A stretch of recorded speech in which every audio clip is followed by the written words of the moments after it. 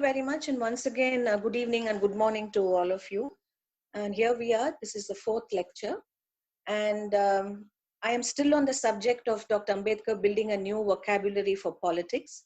We saw briefly how he created this vocabulary to grasp the caste system critically in order to annihilate it. So today I want to sort of look through his views on democracy. Now, the question is, of course, how are caste and democracy connected? And that's an important question, both in terms of Dr. Ambedkar's great faith in democracy as an ideal, as practice, and also because when he sought to annihilate the caste order, he did not desist only with criticizing it. He did not stop only with criticizing it. Simultaneously, he wanted to put forth a vision for reconstructing society.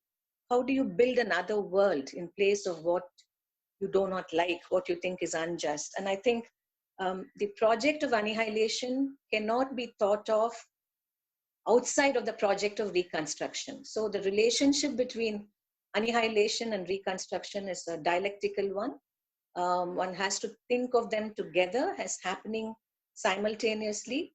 The timescape along which annihilation happens and reconstruction happens is not simply linear. You destroy caste and then you put something in its place. That's not how Dr. Ambedkar imagined the future. The annihilation of caste must happen now, so must the process of reconstruction.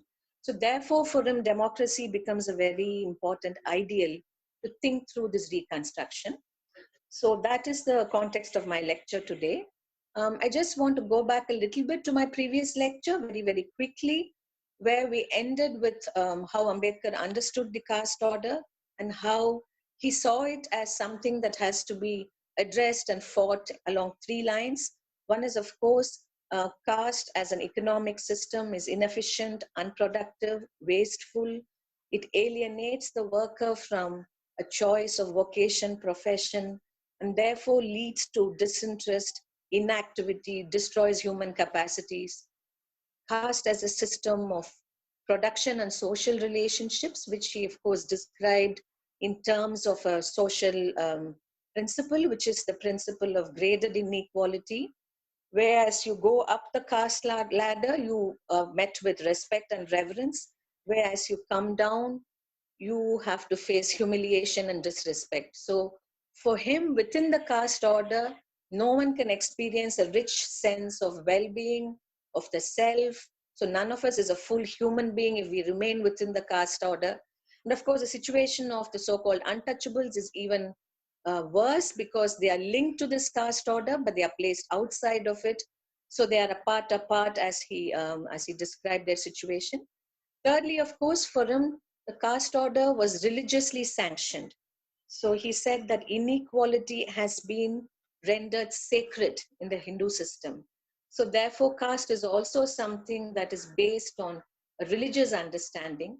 So all these three realms, the economic, the social, and the religious, have to be addressed simultaneously. You cannot imagine that you can do the one and then wait for things to change and then do the other.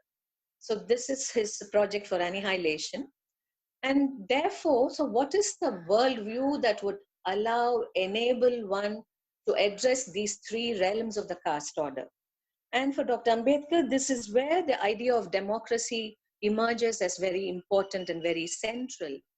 And this is partially because while he thought about caste as an unequal system, while he was no doubt influenced by Indian, especially Western Indian traditions of fighting caste from Mahatma Phule onwards, there was also the example of many Dalit forebears of Dr. Ambedkar who addressed caste critically, who addressed untouchability critically. There was his own family example, his own father, but also the fact that his father was part of the great Kabirpanthi tradition, which was sort of tried to create a kind of, let's say, a tradition of bringing people together outside of the caste system. This doesn't mean the Kabirpanthis could annihilate caste on their own, but they did think of a worldview wherein people could come together where birth was not important. So Ambedkar grew up in an atmosphere where the Kabirpanthi tradition was dominant and he knew a lot of Kabir songs. Likewise, he grew up with the Maharashtra Bhakti traditions. And as Dr. Umesh Bagde reminded me, he's a historian at the University of Aurangabad, as he reminded me once that almost every Dalit home had access to the texts of the Maharashtrian Bhakti tradition. And for Ambedkar, the Sant Tukaram was a very inspiring influence. Now, I point to all this to say that Ambedkar grew up and imbibed ideas of equality and fraternity from within a recognizably local culture.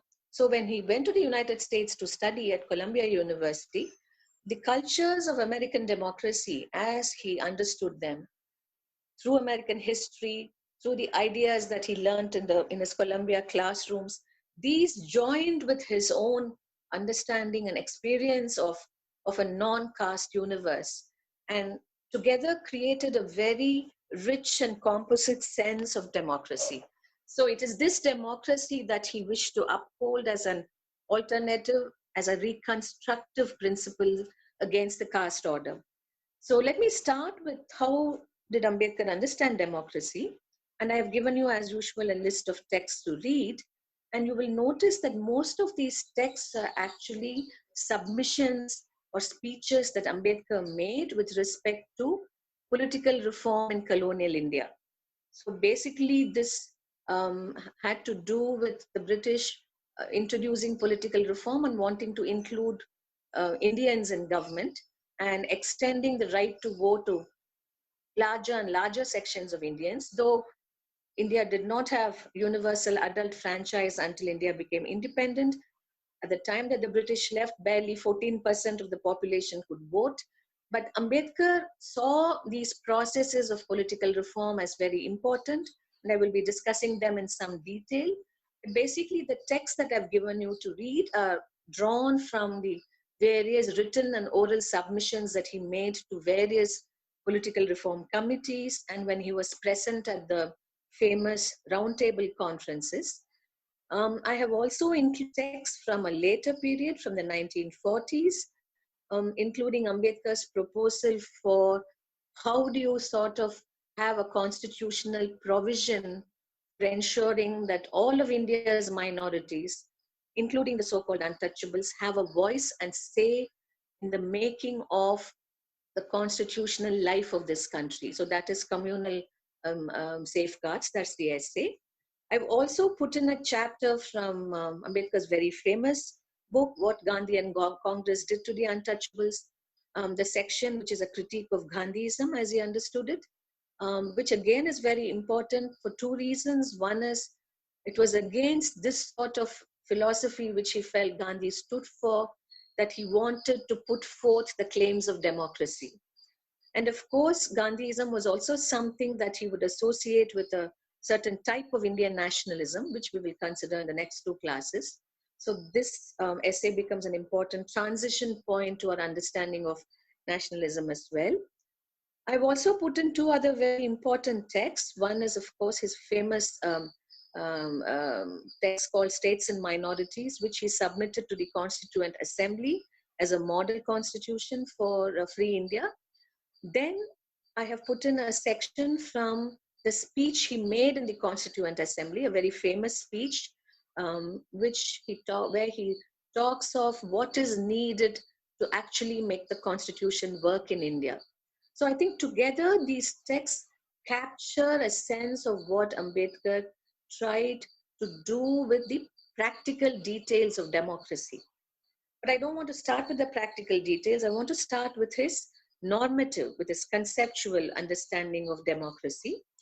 And here I think Ambedkar was inspired a great deal by that great American philosopher of the early 20th century, John Dewey, who was his mentor and teacher and whom he held in very high regard.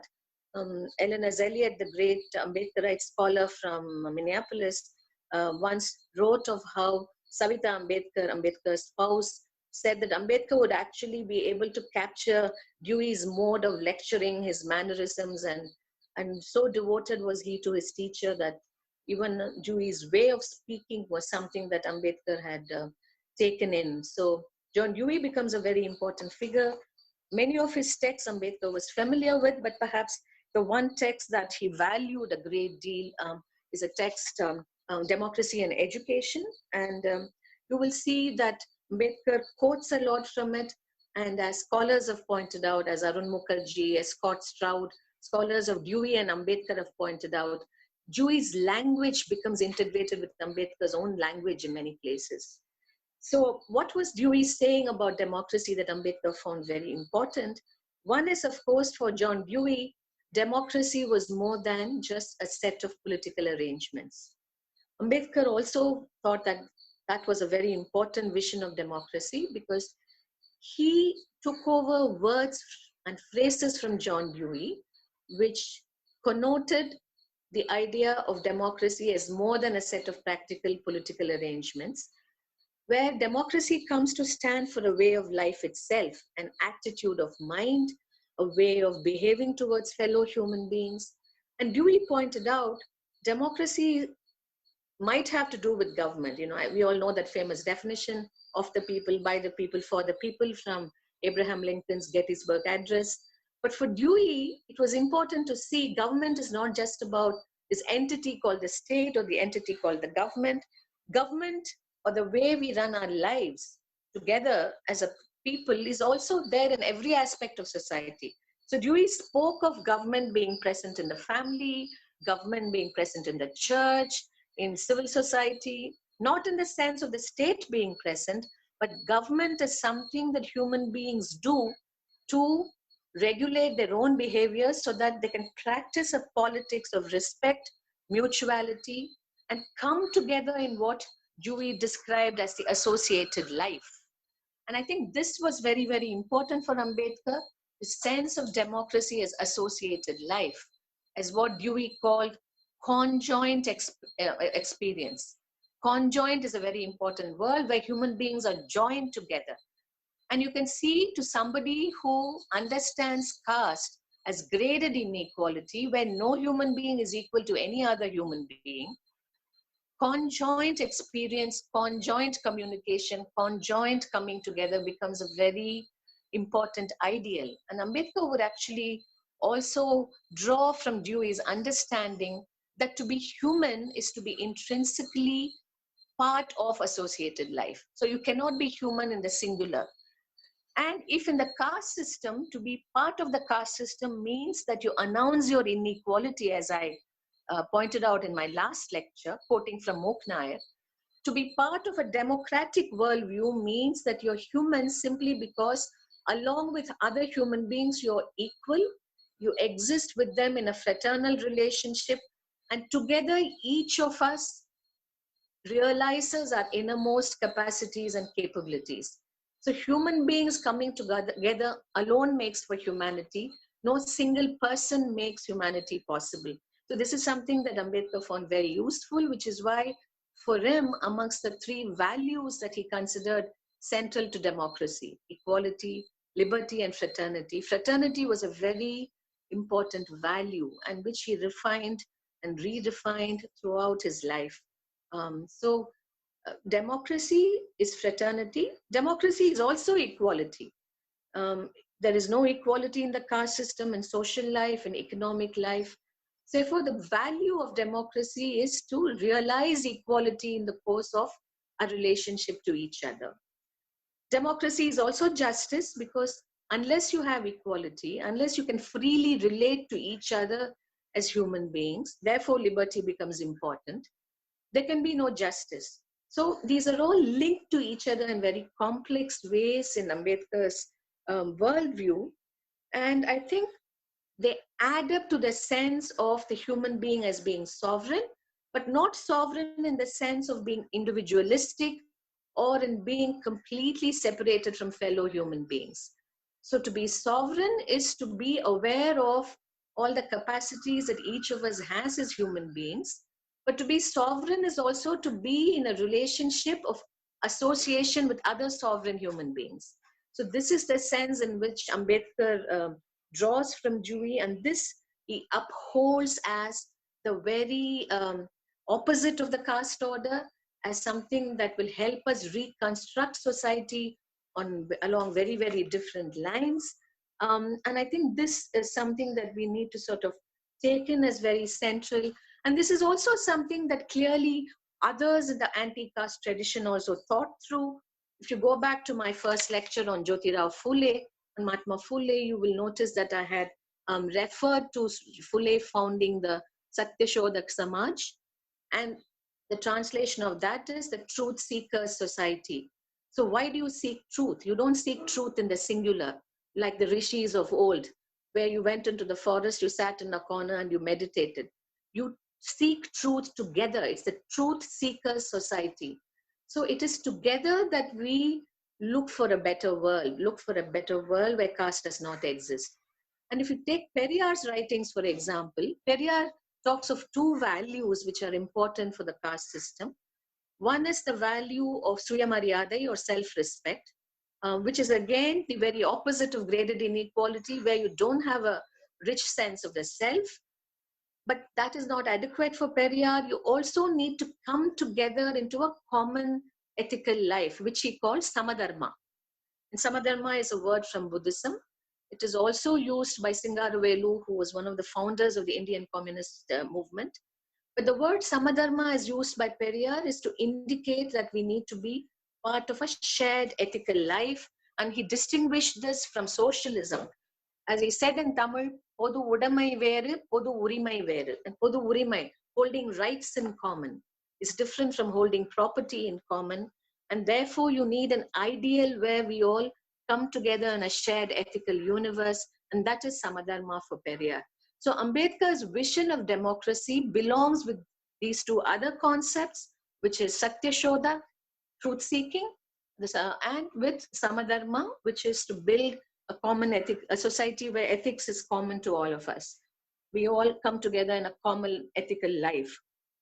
So this is Ambedkar's sort of normative, conceptual understanding of democracy, which he picks up from Dewey, but he goes on to sort of embed it in the context of the reconstruction he wanted for the Indian context. So that's important for us to keep in mind. And if we don't do that, Ambedkar's understanding of democracy gets very limited to the practical labor that he carried out throughout his life to realize democratic value in the political sphere. For Ambedkar, the political sphere was very important, but he never for a moment thought that changes that take place in the political sphere will guarantee the realization of democracy for all those who are placed low in the caste order, particularly for the so-called untouchables. So that's something that I want to sort of leave you with. That's the first part of my lecture today. The second part is to sort of understand why was Ambedkar so insistent on this new ethics called democracy. I think part of it had to do with how political life and ethical life and social life was understood by others in his time.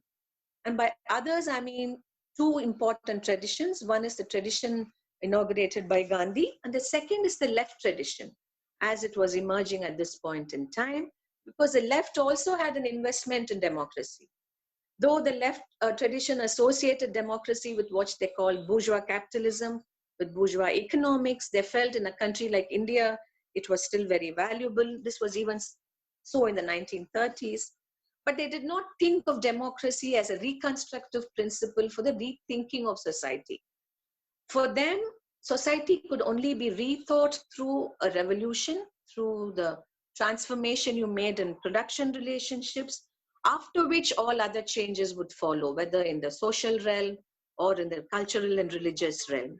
So this was the vision that they had of change. They also thought of fraternity, but in terms of comradeship, the comradeship that comes in and through being part of the proletariat and supporting the struggle of the proletariat. But as we know, Ambedkar had questions about, can you have a proletariat in India without addressing caste and religion? Because if you don't, then the proletariat might agree to come together for economic reasons, but not for political and social reasons. So for him, comradeship necessarily needed to be a comradeship that is critical of religion and critical of social relations. So this is as far as the communists in India was concerned. So Ambedkar's vision is also in dialogue and in terms of negating a certain limited vision that he felt Indian communists had, which I shall discuss in my lectures later. And his counter to Gandhi, which is very important, I think, because Gandhi was the only other person who thought about caste consistently. In the Indian national movement, very few people were interested in thinking through caste. Gandhi was. But Gandhi's understanding of the caste system and of the economics and the social and religious basis of the caste system was very different from Ambedkar's. And as you all know, last time we spoke of the annihilation of caste essay. And at the end of those essays, you have Ambedkar providing us with the appendices which relate to Gandhi's rejoinder to annihilation of caste. So I won't go into it except to say that if you were to take the ideals of equality, liberty, and fraternity, Gandhi's vision of them would be something like this. Equality is not as important as harmony, as society thinking together, which is why he would oppose Ambedkar's move in the Roundtable Conference to have special constitutional guarantees for the untouchables. And what did this harmony consist of? In doing service. But which then meant that to those who you do service to can never be part of this society. So you will always have people who are doing service and people who are the recipients of service. So that's a problem for Ambedkar. And if you take something like liberty, freedom, for Gandhi, freedom was always to be understood in relationship to restraint. So the form of the freedom struggle that he favored was satyagraha, passive resistance. Whereas for Ambedkar, freedom was the freedom to push at all boundaries of thought, to question, especially the religious basis of the caste order. So there again, they would differ. When it comes to fraternity, Gandhi, of course, thought that the unity of the nation was important. So fraternity is thought of in terms of national unity. But fraternity is also something that you can instill in people who share certain common practices. His own vision for fraternity was the life he counseled in his ashrams. Now, if you don't share that vision of ashram life, how could you be fraternal? For Gandhi, of course, compassion was a form of fraternity. But for Ambedkar, that form of compassion was never nearly enough. Compassion had to be a very expansive social ideal, including everybody within its scope. So I think Ambedkar's vision of democracy was also in response to these various other visions that were being articulated during this time.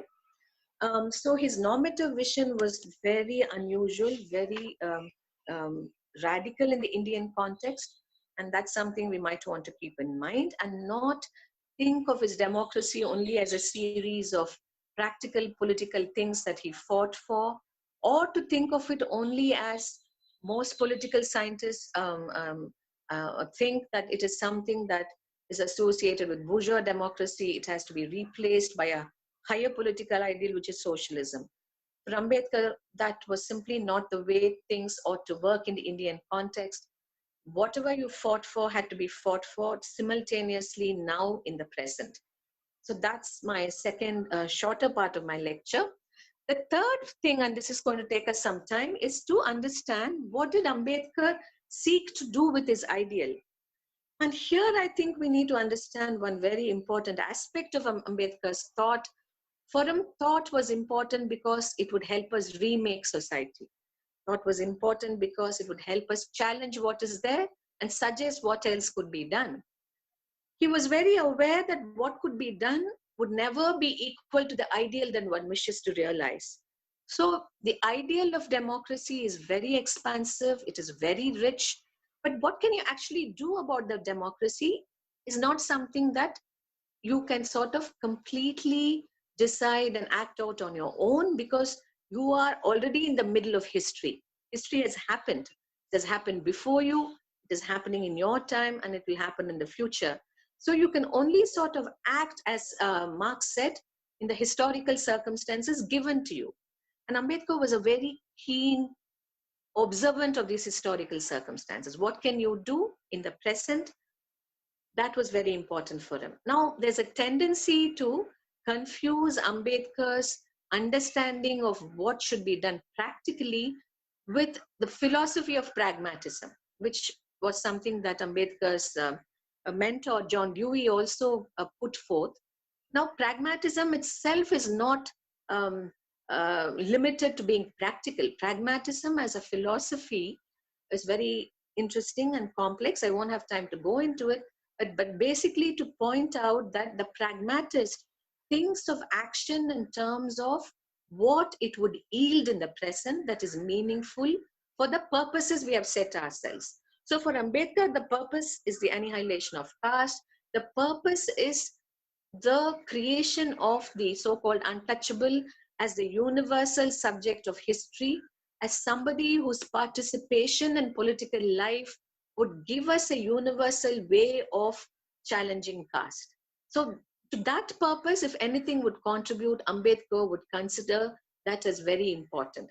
Whether that would help annihilate caste in the long run is not something that he wished to foretell in the present, because for him thought had to be renewed constantly. So therefore, it is with that vision of thought that he comes into practical life. So everything that he could achieve was important if it would make a difference to how untouchability and the life of caste could be challenged in the present. But this does not mean that he was ethically neutral. Is indeed no pragmatist is ethically neutral, or that he is philosophically neutral. So whatever suits me, I will go ahead. That's not his point of view. As he often tells us, it is the principle that counts on the basis of which you act. So if he's going to be arguing for positive discrimination, if he's going to be arguing and acting out certain principles of what we call reservation, of constitutional guarantees for the lower caste and the untouchables, then he's doing so not only because they are practically important, but that practice is based on a principle. And this is something you will find him saying in that essay, Communal Safeguards, in a very clear-cut manner. So that's something that I want to start with. And then to sort of take you through the various moments of political democratic reform that Ambedkar was part of and party to. And let us remember, until the Constituent Assembly was brought together, all these processes of political reform were carried out in colonial India within the limits set by the British. And the British had their own reasons for granting political reform, none of which had to do with wanting to build democracy in India, but to continue their hegemonic hold over over their colony, so that they could reap the benefits of their control, especially in economic terms. But Ambedkar viewed these political moments of reform as very important, and for untouchables especially, and the lower caste to be part of them, and see what they could sort of urge forth in terms of their claims on democracy. So unlike the nationalists who called for a boycott of the reform process until the second term roundtable conference, unlike the communists who found nothing valuable in the reform context, Ambedkar saw them as historically valuable opportunities given to the untouchables. And this had to do with how he understood colonial rule itself. He was very critical of colonial rule. The doctoral work that he did in Columbia and later on at the London School of Economics, and his speeches throughout his life point out how he did not think that colonial rule was something that would guarantee a better, a more humane system for Indian society. But he was also very conscious of the fact colonial rule brought in modernity, and modernity means the rule of law, according to him. It brought in Western education, world education to India, so that people here could sort of read and know of their own situation in a comparative sense. They could draw from other experiences. And it also created the modern state, which was important for Ambedkar. The colonial state might be a repressive state. It was certainly not a democratic state, but it was modern in that it abided by the rule of law, even though that law was created by colonial rulers. But when colonial rulers opened up an opportunity for Indians to be part of the lawmaking process, to be part of governance, Ambedkar felt here was a time for the untouchables at least to be part of the very limited associated life that was made available through these reforms.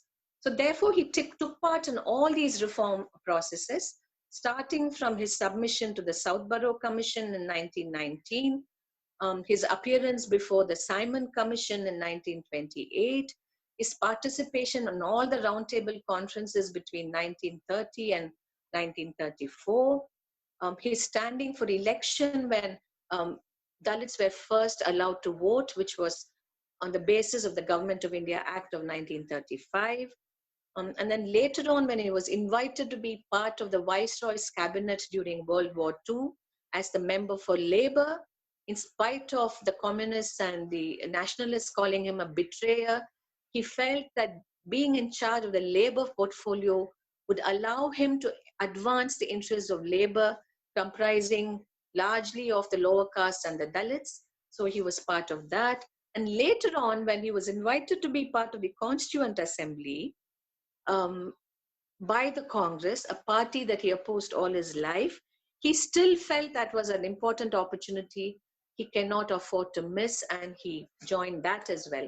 So throughout his life, he was very keenly aware that he was arguing from a marginal position, and that from that position, these opportunities had to be treated as immense and important. So which is why he became part of all these political processes. Those opportunities were very minimal, but each time Ambedkar made use of them, he put forth what we can call a very maximal agenda, which is something that I will come to now, which is what did Ambedkar seek to achieve in all of these various processes, in and through these processes that he was a part of. One is, of course, that he redefines the meaning of practical democracy in the Indian context.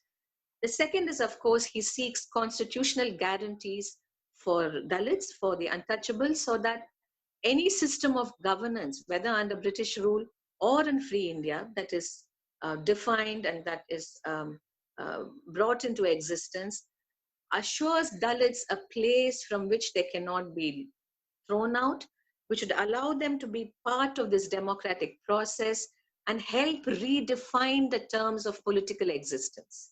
This is something that he speaks of right from 1919. So these are the guarantees that he sought.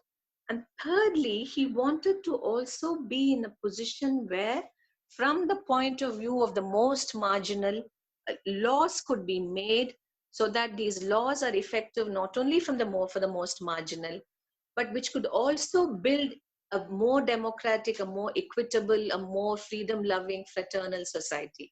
Because as he says in his submission to the Simon Commission, when you elect people from the marginal communities, particularly from amongst the Dalits, you will see that they come to this process with a certain large-heartedness. Having suffered, they would know what it is to create a better political system.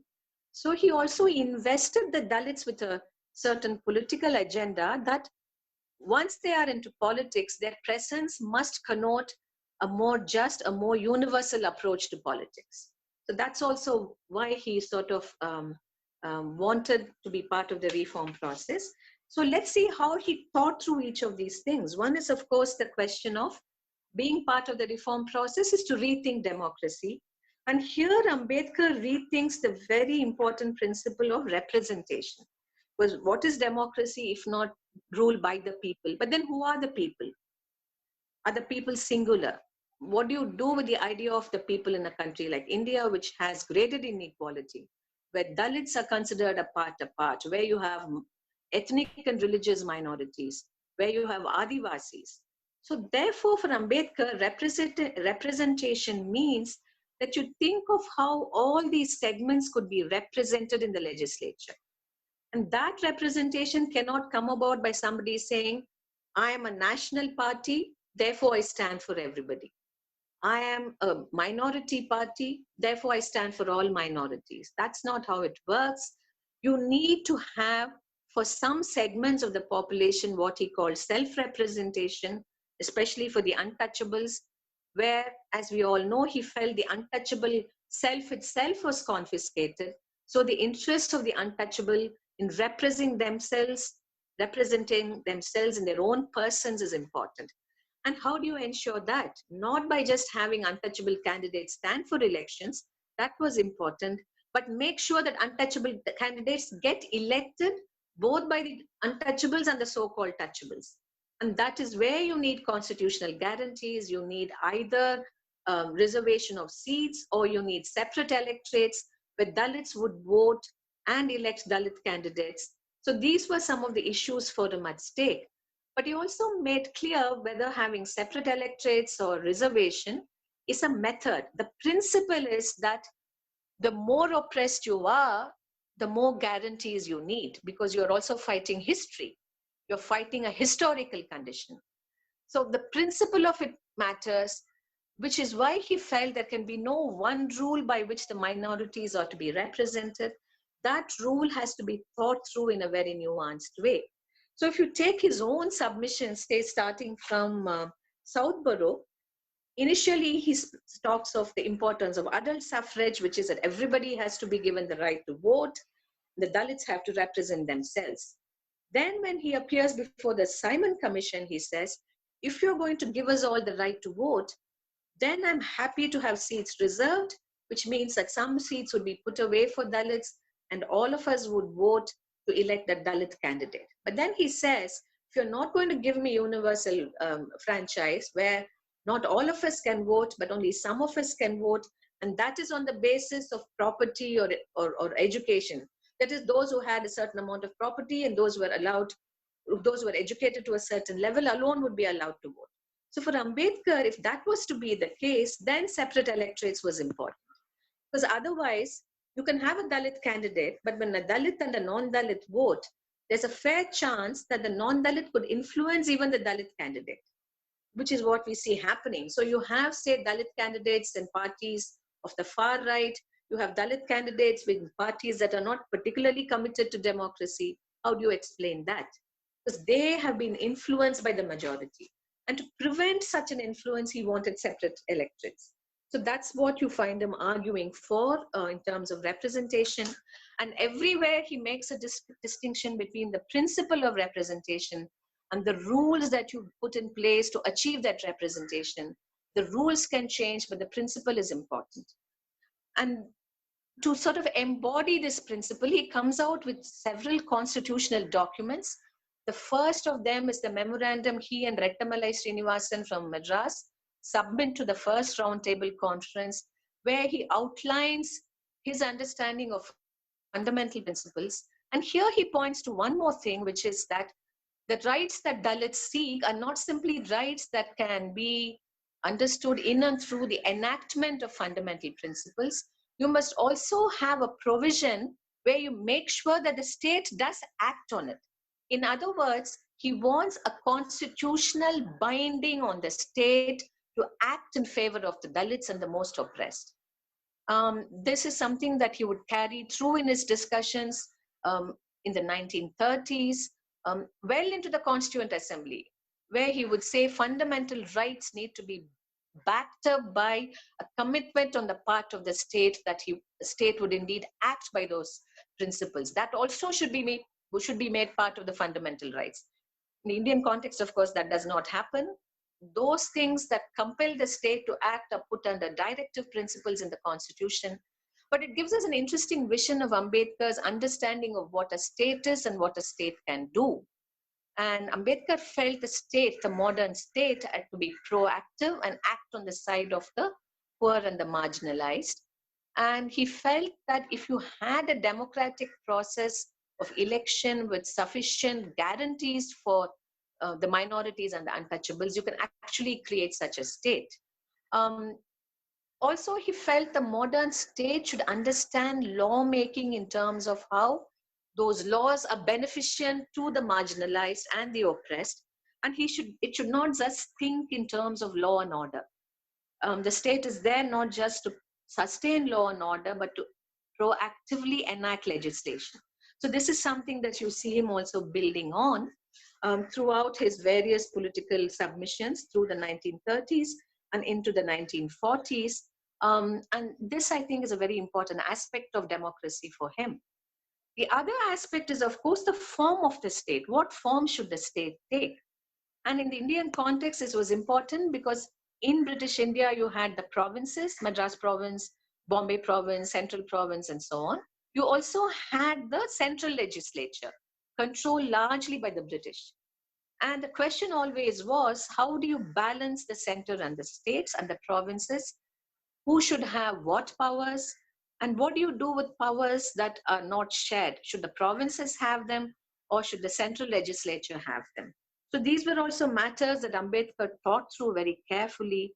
And he felt that while the provinces should have a great deal of powers, you still need a unitary state, a strong center, because otherwise, given the way the caste system works, in the provinces, those who are part of dominant caste will execute power, even if the Dalits have constitutional guarantees, just because they are larger in number. And at any given point in time, they could suppress minority opinion. And then, as a counterbalance, you need a unitary center to whom you can appeal. Now, of course, in the history of Free India, we know that this was not how things worked out, that the powers invested in a unitary state have not always been democratically utilized, and so on. We can talk about that later. But basically, Ambedkar's vision of a unitary state was largely on account of how he understood the state should work, which is that it should always be committed to its most marginal populations. And his vision for how an ideal state should be is there in States and Minorities, which I urge you all to read carefully, where he talks of what all the states should do, from the collectivization of land to state ownership of industry and so on and so forth. So this is the sort of practical work that he sought to do. What could he achieve? Not very much under the British system. In fact, until 1935, Dalits did not even have the right to vote. And even when they did, a very small section, barely 1% could vote, a little more than 1% could vote. So all of those caveats and limitations are there. But the point is not so much the caveats, but how much Ambedkar had to work even to achieve these very minimal goals that the times, history, and the colonial system set for us. And where he had more room to do things, he achieved a lot, which was when he was in the legislature in Bombay, where he spoke for the rights of labor to protest, where he tried to get a lot of important bills through the legislative assembly, tenancy laws which would favor peasants, which would favor workers, laws to do with agrarian servitude, which would help Dalit workers not to do customary tasks that were imposed on them. He tried to get these bills passed. And when he was labor member in the Viceroy's Assembly, some of the most important labor legislation which support workers and which exist to this day, they've all been amended, but they still exist, were all passed during his time as labor member. So it was a mix of achievements. For the Dalit movement, what did it mean? It meant that these changes brought them within the political process, however minimally. It created the conditions for associated life, for Dalits to access political power, for them to be present in the legislature, where, as Ambedkar said, they could then redefine the terms of political life itself. And you will notice from the history of Dalits being present in the legislature, even when they weren't elected but nominated, they did try to reset the terms of political life. You see that with Dalit legislators always, whether it was M.C. Raja and L.C. Gurusamy in Madras, whether it was Solanki and others in Bombay, or Dalit legislators in Bengal like Mondal, all of them tried to reset the political agenda from the point of view of the most oppressed caste. So Ambedkar's argument to be part of associated life is important, is something that would be carried through in a very different way later on by Kanshiram in the 1960s and 70s. But then, and this is what I want to end with, Ambedkar at every point made it clear that what you seek in political life will bring you to a certain point. What you seek by way of reservation in the legislature and in government jobs will create the enabling conditions, the necessary conditions for Dalits to decide on the fate of the society. But these conditions are never sufficient, because the real fundamental transformation has to happen at the level of society. And this is the speech he makes in the Constituent Assembly, where he says, we have built a democracy, a political democracy, but that is on the basis of a rubbish heap, because you don't have economic democracy, you don't have social democracy. And if you don't have either, you might either slip into authoritarian rule, which is what we did in 1975. And sometimes I wonder if we are not slipping into it now, um, or you will slip into anarchy. So I think for him, social and economic democracy had to be achieved, and social democracy particularly, because as he pointed out very poignantly, and I'm going to end with this, on the Simon Commission hearings, when somebody asks him, these constitutional guarantees you seek, will they enable the ending of the caste system or make for better social relationships? And Ambedkar says, there is only so much political change or lawmaking can do. You cannot make a man love his neighbor through law. You cannot pass a law and say, be fraternal. That is a kind of work that has to happen at the level of society, where society itself resets its vision for what it wishes to be.